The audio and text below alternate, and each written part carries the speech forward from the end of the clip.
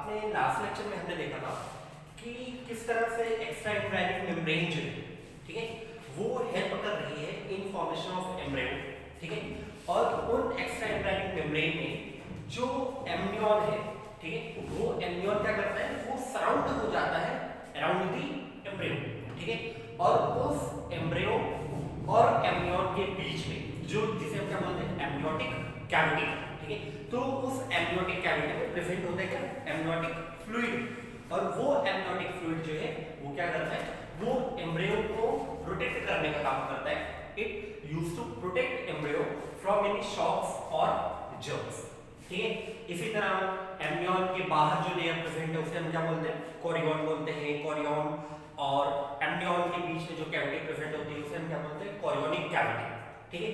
इसके अलावा कुछ मेम्ब्रेन और भी थी, जैसे कि एलेंट्राइस हो गया, ठीक है, यॉर्क सेल हो गया। जब एम्ब्रियो की फॉर्मेशन हो रही थी तो स्टार्टिंग में क्या था कि यॉर्क सेल जो है उसका लार्ज वॉल्यूम प्रेजेंट था, ठीक है। बट जैसे जैसे एम्ब्रियो का डेवलपमेंट हो जाता है, फिर जर्मिनल लेयर्स बनती हैं, ऑर्गेनोजेनेसिस स्टार्ट होने वाली है, ठीक है, तो यॉर्क सेल का वॉल्यूम जो है वो रिड्यूस हो जाता है, सिर्फ एक ट्यूबुलर लाइक स्ट्रक्चर में रह जाता है, ठीक है। इसके अलावा एलेंट्राइस एक पर्टिकुलर ट्यूबुलर स्ट्रक्चर जो क्या करेगा, इंश्योर करेगा टू प्रोवाइड न्यूट्रिशन। ये यूकेरियोट मैमल्स में, ये ह्यूमंस में किसी भी वेस्ट मटेरियल को स्टोर करने में हेल्प नहीं करता, जबकि कुछ बर्ड्स में, रेप्टाइल्स में क्या करता है, वेस्ट मटेरियल को स्टोर करने का काम करता है, ठीक है। और वहीं से जहां से कनेक्टिंग स्टॉक था, ठीक है, मतलब कि वो पर्टिकुलर स्ट्रक्चर जिसके थ्रू एम्ब्रियो ट्रोफोप्लास्ट की सेल से अटैच था, सेम क्या बोलते थे, कनेक्टिंग स्टॉक। उसी कनेक्टिंग स्टॉक से एराइज हो रहे थे फिंगर लाइक स्ट्रक्चर और विलाई लाइक स्ट्रक्चर, जिसे हम क्या बोलते थे, कोरियोनिक विलाई, ठीक है। और वो एक्चुअली में कोरियोनिक विलाई ही है जो क्या करेगा, एम्ब्रियो को अटैच करने का काम करेगा, किससे, यूट्रस की एंडोमेट्रियम लेयर से, ठीक है, और मदर यूट्राइन एंडोमेट्रियम लेयर से, ठीक है। तो अब देखो अगला स्ट्रक्चर है अपना प्लेसेंटा।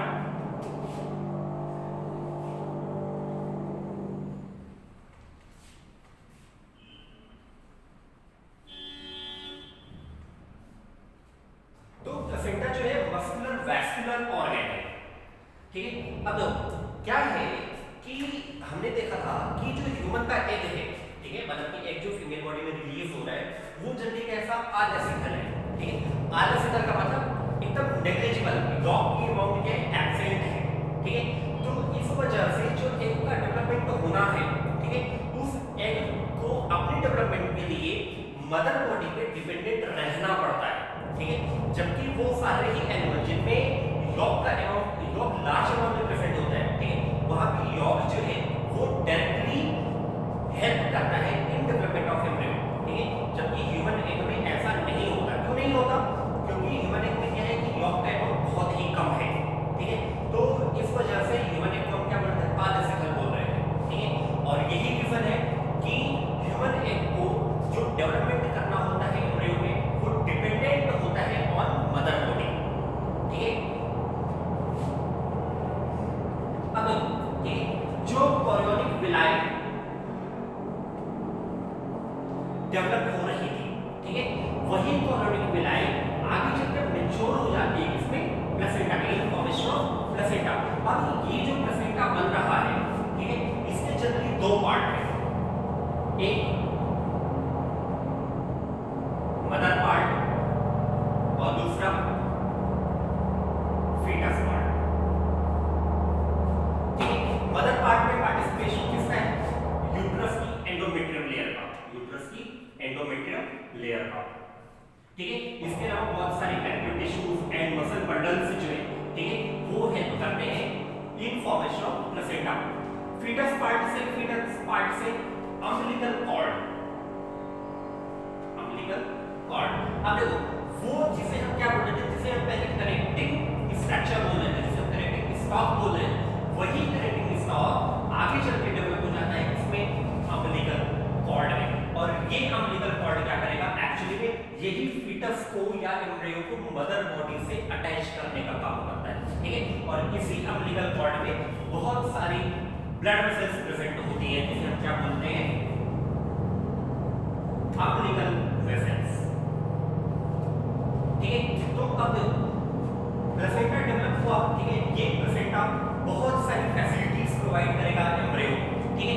तो एम्ब्रियो जो है वो प्रॉपर्ली मैच्योर होगा और जब पार्चुरेशन होगा, at the time of parturition embryo जो है वो फीटस जो है जब मदर बॉडी से बाहर आया, ठीक है, तो पार्चुरेशन के बाद प्लेसेंटा जो है ये भी मदर बॉडी से बाहर एक्सपेल आउट हो जाता है, ठीक है। अब देखो जब फीटस जो है जब मदर बॉडी से उसको बाहर लाया गया, ठीक है, तो हम क्या करते हैं, हम इस अम्बिलिकल कॉर्ड को कट कर देते हैं, ठीक है, हम क्या करते हैं अम्बिलिकल कॉर्ड को कट कर देते हैं और कट करके टाई अप कर देते हैं, ठीक है, ताकि ब्लड लॉस को रोका जा सके, ठीक है। अब ये जो अम्बिलिकल कॉर्ड है ये एम्ब्रियो के स्टमक के एंटीरियर पोर्शन में अटैच होता है इन फीटस पार्ट, ठीक है। तो जनरली हम देखते हैं प्लेसेंटा का स्ट्रक्चर,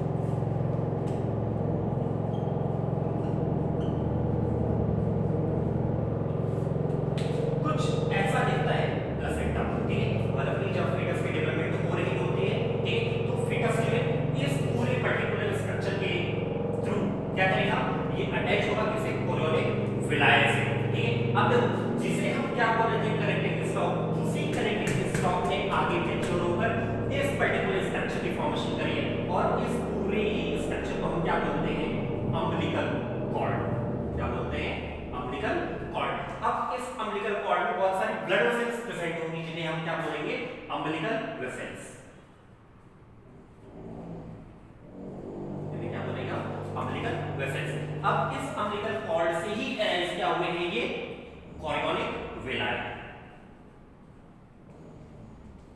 क्या अरेंज हुए कोरियोनिक विलाई। अब ये जो कोरियोनिक विलाई है यही कोरियोनिक विलाई प्रॉपर्ली इंपेड होता है इसमें यूट्रस की एंडोमेट्रियम लेयर में, ठीक है, यूट्रस क्रिप्स में, ठीक है। आगे तो ये फिंगर लाइक जो स्ट्रक्चर है इसे क्या बोलते हैं कोरियोनिक विलाई, जो यूट्रस क्रिप्स में इंपेड हो जाता है, ठीक है। अब देखो ये जो अपना अम्बिलिकल कॉर्ड है, ठीक है, इसमें जनरली क्या है कि दो आर्टरीज प्रेजेंट,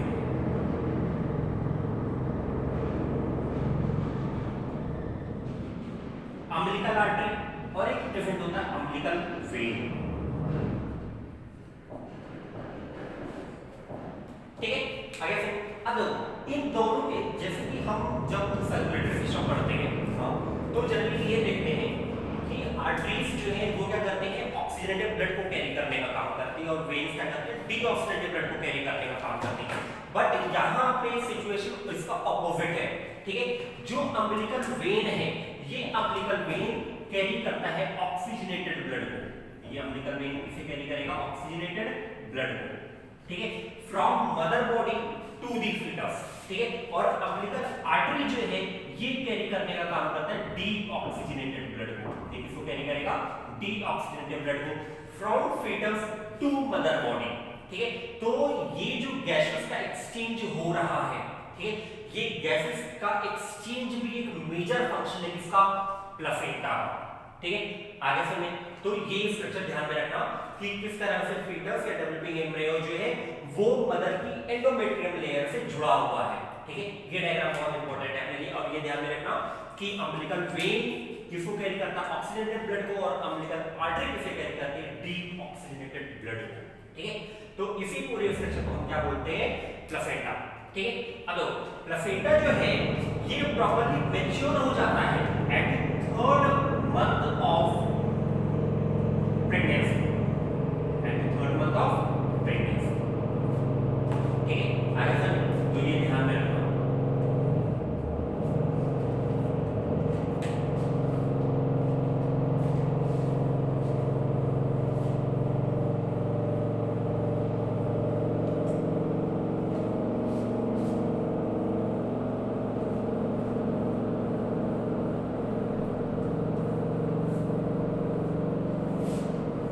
अब देखते हैं प्लेसेंटा के फंक्शन।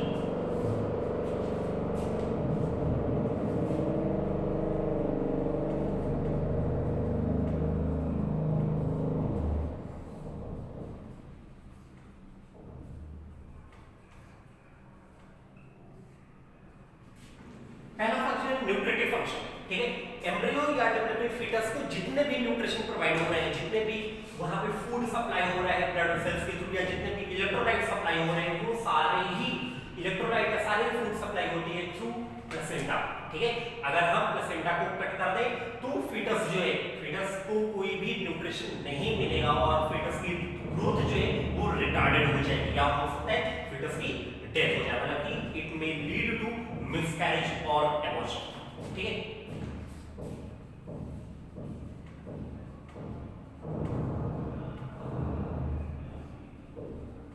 अगला फंक्शन है रेस्पिरेटरी फंक्शन, ठीक है। तो रेस्पिरेटरी फंक्शन जो ऑक्सीजन है, ऑक्सीजन फीटस में कैरी हो रहा है, ठीक है, फ्रॉम मदर बॉडी, ठीक है, और फीटस में प्रेजेंट जो कार्बन डाइऑक्साइड जितने भी डीऑक्सीजनेटेड ब्लड है, ठीक है, वो डीऑक्सीजनेटेड ब्लड प्लेसेंटा के थ्रू मदर बॉडी में ट्रांसफर हो जाता है, ठीक है।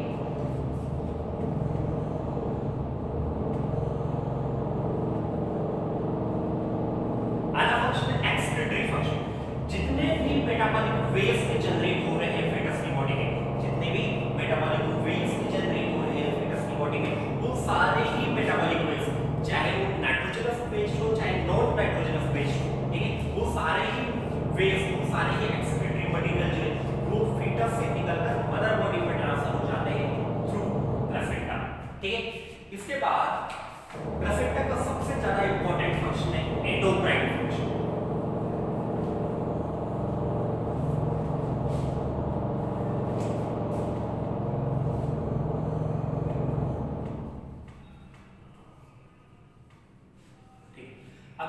एंडोक्राइन फंक्शन का मतलब प्लेसेंटा जो है ना ऐसे बहुत सारे हार्मोन्स सीक्रेट करता है, ऐसे बहुत सारे हार्मोन्स रिलीज करता है जो हेल्प करते हैं इन डेवलपमेंट ऑफ फीटस, ठीक है, जैसे कि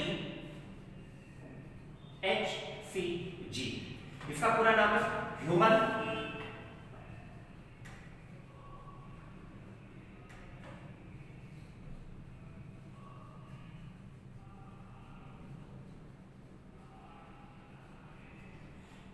गोनेडोट्रोपिक हार्मोन। अच्छा, यहाँ पे एक बात ध्यान में रखना कि यहाँ पे जो H है ना ये स्मॉल है, कैपिटल H नहीं है, कैपिटल H नहीं रहेगा, ठीक है, तो ये ध्यान में रखना, ये नहीं इसे कैपिटल H बना सकते, ठीक है।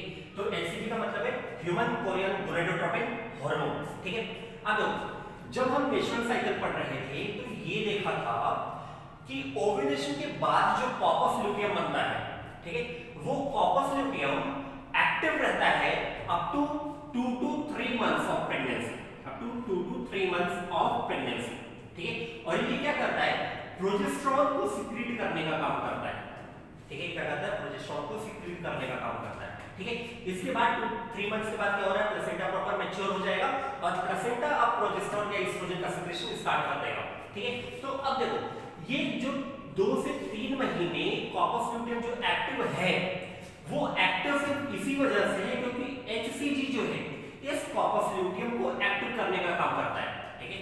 अगर HCG की डेफिशिएंसी हो जाएगी फीमेल बॉडी में, अगर HCG की डेफिशिएंसी हो जाएगी फीमेल बॉडी में या HCG एब्सेंट हो जाएगा फीमेल बॉडी में तो कॉर्पस ल्यूटियम जो बना था ओव्यूलेशन के टाइम पे, ठीक है, और जो एक्टिव रह रहा था 2 से 3 मंथ और इस 2 से 3 महीने में प्रोजेस्टेरॉन का सिक्रीशन हो रहा था, मदर की यूट्रस की लेयर बिल्डअप हो रही थी प्रॉपर्ली, एम्ब्रियो की डेवलपमेंट में हेल्प हो रहा था, ठीक है। तो अगर HCG का कंसंट्रेशन कम हुआ या HCG डेफिशिएंट या नेग्लिजिबल अमाउंट में अगर प्रेजेंट हो गया तो कॉर्पस ल्यूटियम ये 2 से 3 महीने से पहले ही डीजनरेट हो जाएंगे, 2 से 3 महीने से पहले ही डीजनरेट हो जाएंगे, ठीक है। अब इस टाइम पे प्लेसेंटा तो बना हुआ नहीं है, अब अगर प्लेसेंटा बना हुआ नहीं है तो प्रोजेस्टेरॉन और एस्ट्रोजन ये दोनों ही सिक्रीट नहीं होंगे, ठीक है। और कॉर्पस ल्यूटियम भी डीजनरेट हो गया तो प्रोजेस्टेरॉन का सिक्रीशन भी क्या हो गया, कम हो गया। अब जैसे ही कॉर्पस ल्यूटियम अगर डीजनरेट हो गया ये 2 या 3 महीने से पहले, ठीक है, तो यूट्रस की जो लेयर बनी हुई थी वो सारी क्या कर जाएगी, डीजनरेट कर जाएगी and degeneracy of uterus layer और degeneracy of corpus luteum will lead to abortion,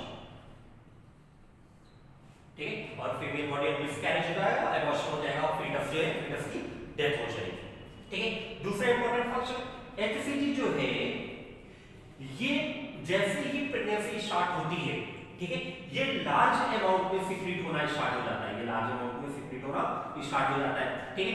अब लार्ज अमाउंट में सिक्रीट होने की वजह से फीमेल की यूरिन में ये प्रेजेंट रहेगा, ठीक है, फीमेल के यूरिन में प्रेजेंट रहेगा तो हम उस पर्टिकुलर फीमेल में यूरिन टेस्ट करके ये पता लगा सकते हैं कि कोई particular female is either she pregnant और नॉट, ठीक है। तो इस HCG के बेसिस पे हम प्रेगनेंसी टेस्ट परफॉर्म करते हैं कि कोई भी पर्टिकुलर फीमेल बॉडी जो है वो प्रेग्नेंट है या नहीं है, ठीक है, by just collecting it's urine sample, ठीक है। और इस यूरिन सैंपल में प्रेजेंट क्या होगा, HCG प्रेजेंट होगा और HCG सिर्फ और सिर्फ सिक्रीट होता है only at the time of pregnancy. अगर फीमेल बॉडी में प्रेगनेंसी नहीं है तो HCG सिक्रीट नहीं होता है, ठीक है। तो प्रेगनेंसी के टाइम पे ही सिर्फ HCG सिक्रीट होता है, इसीलिए अगर यूरिन में HCG प्रेजेंट होता है तो हम डायरेक्टली इंडिकेट कर सकते हैं कि वो पर्टिकुलर फीमेल बॉडी जो है प्रेग्नेंट है, ठीक है। आगे बात समझते हैं। तो ये पहला एंडोक्राइन फंक्शन था प्लेसेंटा का।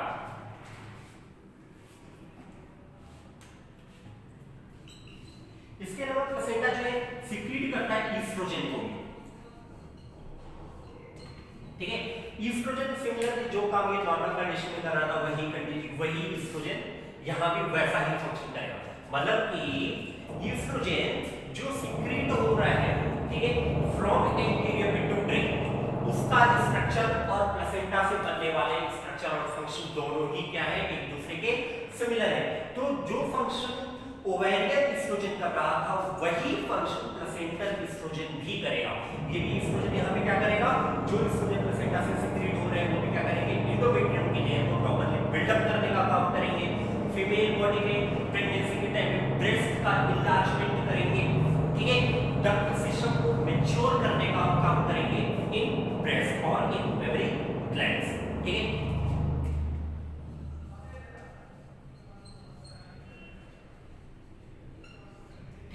अगला है प्रोजेस्टेरॉन, ठीक है। अब जो ओवेरियन प्रोजेस्टेरॉन का स्ट्रक्चर और फंक्शन होता है वही वैसा ही स्ट्रक्चर और फंक्शन होता है प्लेसेंटल प्रोजेस्टेरॉन का, ठीक है। मतलब प्लेसेंटल एस्ट्रोजन और प्लेसेंटल प्रोजेस्टेरॉन जो है ओवेरियन एस्ट्रोजन ओवेरियन प्रोजेस्टेरॉन के सिमिलर है इन स्ट्रक्चर एंड फंक्शन, ठीक है। तो प्रोजेस्टेरॉन जो है ये भी क्या करेगा, ये यूट्रस की लेयर को ये क्या करता है, यूट्रस की लेयर को बिल्डअप करने का काम करेगा, बिल्डअप का मतलब एनलार्ज करने का काम करेगा, ठीक है। एनलार्जमेंट क्यों होनी है यूट्रस की लेयर की, ताकि जैसे जैसे फीटस का डेवलपमेंट होता जा रहा है वो फीटस प्रॉपर्ली एकोमोडेट हो सके यूट्रस की लेयर में, ठीक है। इसलिए ये जरूरी है कि जैसे जैसे फीटस का डेवलपमेंट होता जा रहा है यूट्रस की लेयर, यूट्रस का साइज भी किसको, यूट्रस को एनलार्ज करने का काम करता है प्रोजेस्टेरॉन। अच्छा ठीक है, इसके अलावा प्रोजेस्टेरॉन जो है ये कॉन्ट्रैक्शन को इनहिबिट करेगा। ये क्या करेगा, कॉन्ट्रैक्शन को इनहिबिट करेगा। किसके कॉन्ट्रैक्शन को, यूट्रस की लेयर के कॉन्ट्रैक्शन को। ठीक है, अब देखो अगर मान लो कोई लेडी प्रेग्नेंट है, ठीक है, उसकी बॉडी में फीटस का डेवलपमेंट हो रहा है, अब बाई चांस क्या हुआ कि उसकी बॉडी में प्रोजेस्टेरॉन का सेक्रेशन अचानक से बहुत कम हो गया। ठीक है, अब प्रोजेस्टेरॉन का सेक्रेशन जैसे कि अचानक से कम होगा, यूट्रस की लेयर कॉन्ट्रैक्ट करना स्टार्ट करेगी। ठीक है, अब जैसे यूट्रस की लेयर कॉन्ट्रैक्ट करना स्टार्ट करेगी, जो फीटस अभी प्रॉपर्ली डेवलप नहीं हुआ था वो प्री डेवलपमेंट के टाइम पे ही मदर बॉडी से बाहर एक्सपेल आउट हो जाएगा। ठीक है, या ये भी हो सकता है कि उस प्री मैच्योर लेबर के टाइम पे क्या हो जाए कि फीट की अबॉर्शन या मिसकैरेज जैसी कंडीशन हो जाए और फीटस की डेथ हो जाए। तो इसीलिए प्रोजेस्टेरॉन जो है ये क्या करेगा, कॉन्ट्रैक्शन इनहिबिट करेगा ताकि प्री डेवलपमेंटल स्टेज पे फीटस जो है वो मदर बॉडी से बाहर एक्सपेल आउट ना हो सके और वो प्रॉपर्ली मदर बॉडी में ही रहे और उसकी डेवलपमेंट होती रहे up to the 9 months of pregnancy. ठीक है, आगे ये बात समझिए।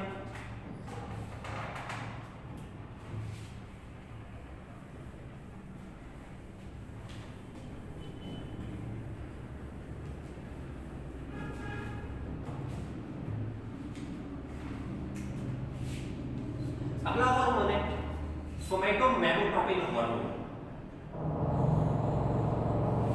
Human somatomammotropin hormone.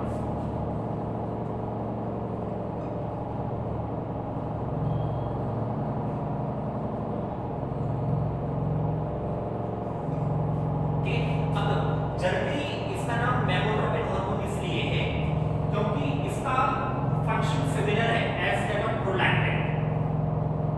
ठीक है, प्रोलैक्टिन वही प्रोलैक्टिन जो एंटीरियर पिट्यूटरी से सीक्रेट हो रहा था। ठीक है, अब ये मेमोट्रोपिन हार्मोन क्या करता है कि कुछ एनिमल्स में मैमरी ग्लैंड को मैच्योर करेगा और लैक्टेशन को प्रमोट करेगा। और क्या करेगा, लैक्टेशन को प्रमोट करेगा, इसीलिए इसका नाम है सोमैटोमेमोट्रोपिन हार्मोन। ठीक है, बट किसी प्रेग्नेंट फीमेल में ह्यूमन प्रेग्नेंट फीमेल में इसका एक्चुअल फंक्शन क्या है ये अभी तक डिस्कवर नहीं है। ठीक है, ह्यूमन प्रेग्नेंट फीमेल में सोमैटोमेमोट्रोपिन हार्मोन का एक्चुअल फंक्शन क्या है ये अभी तक डिस्कवर नहीं है। इसमें अभी भी रिसर्च चल रही है कि सोमैटोमेमोट्रोपिन हार्मोन ह्यूमन प्रेग्नेंट फीमेल में किस तरह से लैक्टेशन को प्रमोट कर रहा है, प्रोलैक्टिन की तरह एक्ट कर रहा है या नहीं कर रहा है, ब्रेस्ट मैमरी ग्लैंड का डेवलपमेंट करा रहा है नहीं करा रहा है, किस तरह से करा रहा है। ठीक है, तो इन बहुत सारी बातों पे अभी इस हार्मोन से रिलेटेड रिसर्चेस चल रही है। ठीक है, बट ये ध्यान में रखना कि सोमैटोमेमोट्रोपिन हार्मोन जो है इसका फंक्शन सिमिलर है प्रोलैक्टिन से। ठीक है, ऐसे बहुत सारे एनिमल्स देखे गए, ऐसे बहुत सारे एनिमल्स की स्टडी हुई है जिसमें ये पर्टिकुलर हार्मोन इसका स्ट्रक्चर इसका फंक्शन सिमिलर है एज दैट ऑफ प्रोलैक्टिन। और ये क्या करेगा, मेमरी ग्लैंड को एनलार्ज करने का काम करेगा, ब्रेस्ट की डेवलपमेंट में हेल्प करता है और लैक्टेशन को प्रमोट करने में हेल्प करता है। ठीक है, तो ये तो सारे थे एंडोक्राइन फंक्शन प्लेसेंटा में।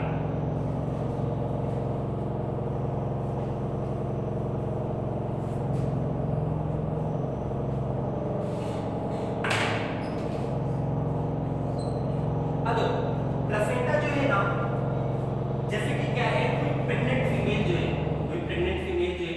अगर किसी केमिकल को कंज्यूम कर रही है, केमिकल जैसे कोई मेडिसिन हो गया, ठीक है, कोई ड्रग्स हो गया, ठीक है, अल्कोहल हो गया, ठीक है, तो ये ड्रग्स के अल्कोहल ये मेडिसिन भी प्लेसेंटा के थ्रू फीटस बॉडी में ट्रांसफर हो सकते हैं, फीटस बॉडी में ट्रांसफर हो सकते हैं। तो अगर कोई मान लो फीटस बॉडी में किसी भी पर्टिकुलर केमिकल का हाइपरकॉन्सेंट्रेशन हो रहा है तो ये क्या करेगा, ये फीटस में ऑर्गेनोजेनेसिस के टाइम पे कोई डिफेक्टिव ग्रोथ करा देगा। ठीक है, कोई डिफेक्टिव ग्रोथ करा देगा। हो सकता है कि ऑर्गेनोजेनेसिस के टाइम पे कोई पर्टिकुलर ऑर्गन जो वो प्रॉपर्ली बिल्डअप ही ना हो या कोई प्रॉपर ऑर्गन फॉर्म ही ना हुआ हो। ठीक है, तो ऐसे बहुत सारे केमिकल्स भी हैं जो प्लेसेंटा के थ्रू मदर बॉडी से फीटस बॉडी में ट्रांसफर हो जाते हैं। ठीक है, इसके अलावा कुछ एंटीबॉडीज, ठीक है, जैसे कि antibody for measles, chicken pox, ठीक है। ऐसे बहुत सारे एंटीबॉडी भी जो मदर बॉडी में प्रेजेंट है, ये भी फीटस की बॉडी में ट्रांसफर हो सकते हैं, ये भी फीटस की बॉडी में ट्रांसफर हो सकते हैं। इसके अलावा सबसे ज्यादा इंपॉर्टेंट एंटीबॉडी इम्यूनोग्लोबुलिन जी, ठीक है। IgG जो है ये प्लेसेंटा के थ्रू मदर बॉडी से फीटस में ट्रांसफर होता है, ठीक है। ये ध्यान रखना, यहां से बहुत सारे क्वेश्चन पूछे गए हैं, ठीक है, कि कौन सा एंटीबॉडी है जो प्लेसेंटा के थ्रू मदर बॉडी से फीटस में ट्रांसफर होता है, और वो कौन है? IgG। ये सारे IG इम्यूनोग्लोबुलिन जितने भी टाइप के एंटीबॉडी होते हैं, सारे टाइप ऑफ एंटीबॉडीज का मेजर क्वेश्चन क्या है, ये सब कुछ हम पढ़ेंगे, हम पढ़ रहे होंगे ह्यूमन हेल्थ एंड डिसीज, ठीक है। बट अभी ध्यान में रखो कि IgG जो है it is the only antibody which is transferred from mother body to fetus through placenta, ठीक है। और इस टाइम पे, ठीक है, fetus जो है it used to gain passive immunity, ठीक है। आगे की बात समझे तो ये तो मेजर फंक्शंस थे प्लेसेंटा का स्ट्रक्चर था, तो ये किस तरह से fetus के डेवलपमेंट, एम्ब्रियो को fetus में डेवलप होने में रोल प्ले कर रहा है, किस तरह से fetus को मैच्योर करा रहा है, ठीक है, और किस तरह से ये क्या करेगा, फैसिलिटीज प्रोवाइड कर रहा है फॉर डेवलपमेंट ऑफ fetus, ठीक है। तो आज के लिए इतना ही।